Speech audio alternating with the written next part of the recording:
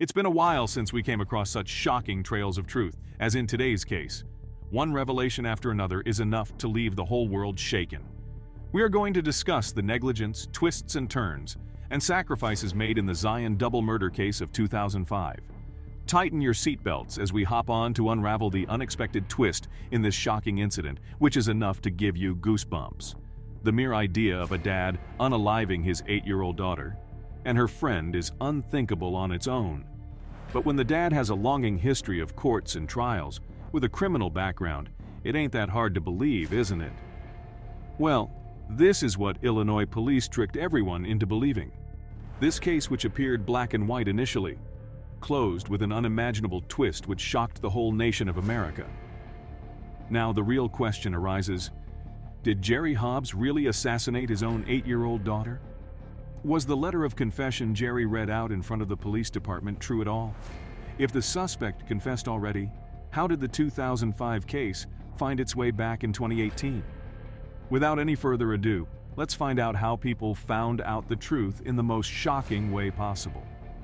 The story begins with Jerry Hobbs, a 35-year-old man, father of 4, getting arrested for a heinous crime. It was dated back to 2005. Jeremy was being held under the charges of the brutal murder of his 8-year-old daughter, Laura, and her best friend, Crystal. The two bodies of the kids were found in an abominable state. The girls were stabbed multiple times, punched and strangled to death. Their tiny cycles were thrown around in the wilderness of a jungle nearing their house. To make matters even worse, it was on the occasion of Mother's Day. The prosecutors had a lot of questions. Why would a father kill his own little daughter too in such a brutal manner? Instead of directing the focus away from him, Jeremy's confession screamed accountability. The man accepted the heinous crime in the most graphic way possible. The confession, which was handed to the jury by the Zion Police Department, reviewed minute details of the horrifying case. As Jeremy read it out, it said how the little girls were late and the 8-year-old Laura got into a heated argument with her father. Jeremy held Laura by her arms and punched her to death.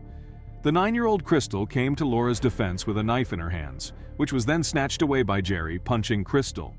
He then stabbed the little kids a total of 31 times and left their bodies as it is, in the wild. The incident took place in Zion, Illinois, and was enough to shake the core of every residing member nearby. The fact that it was Laura's own father enacting such a horrific crime was even a bigger insult to the police department. So far it seems like an open and shut case, right? You wish. The truth that unfolded several years later following this incident is enough to blow your minds away. Let us find out what unfortunate happened behind the bushes in Illinois. Although this case seemed a little impractical at first, considering Jeremy's criminal background, it was easy for the Zion police to convince the common men. Jeremy had been in several fights with his wife, Sheila, and was arrested for other cases of domestic abuse. The man even served in prison for 18 months and got bail just a month prior to another life-changing event, the murder of her 8-year-old daughter, Laura. The police were even going to label the Laura and Crystal murder scandal as a closed case after the accused confessed and started serving his punishment behind bars, but things were about to take a wide turn. The Illinois police seemed to brush a few matters under the carpet, for example, the presence of more than 3 different DNA on Laura's and Crystal's bodies. To their surprise, Jerry wasn't even a match. However, the police convinced the jury that the crime scene was a publicly accessible zone, so the DNA might be present due to that reason, which was then overlooked. Fast forward to 2009, another incident took place in Arlington, Virginia, where a 20-year-old Navy petty officer, Amanda Snell, was brutally murdered inside her own house. Her officials filed the missing report when she did not turn up to work for a few days. Amanda, being punctual at her job, lured her officials to file a missing FAR. While Amanda's assaulter was still running loose on the streets, just a few weeks later, another incident took Virginia by storm, yet again. This time it was just 3 blocks away from Amanda's house.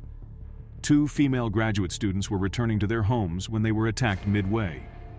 A man with a gun forced them inside of his car and tied them with cable cords. He then took one of the victims to a snowy, woody area, assaulted her, and left her to die. But this is where the offender made the mistake of not making sure whether his victim was actually dead. The girl escaped the woody area subconsciously and filed a case immediately.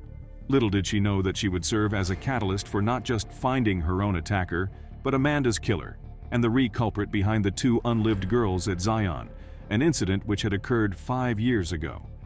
What the Virginia police actually discovered from the runaway victim's case was shocking. The DNA found on the girl who escaped was the same as the one found in Amanda's body. The assaulter was a nearby resident in the same locality. As per the escaped girl's information, the police could spot his house and an SUV parked right outside. Things present inside the SUV were enough to prove that the convicted was indeed a serial killer. Well, is the Zion murder case still fresh in your mind? Because the DNA found on little Laura and Crystal's body was a match. It was the same man who killed Amanda and abducted the other two girls. Jorge Torres was his name. In 2005, he was a 16-year-old resident in Zion. The police even derived a connection between the little girls and the suspect. Jorge was a friend of Crystal's brother at that time. Shocking, isn't it? The man received 5 back-to-back life imprisonment punishments. In 2018, the jury finally acquitted him of the death penalty. What do you think of this case filled with twists and turns? Why do you think Jerry took the crime upon himself, agreeing to the police?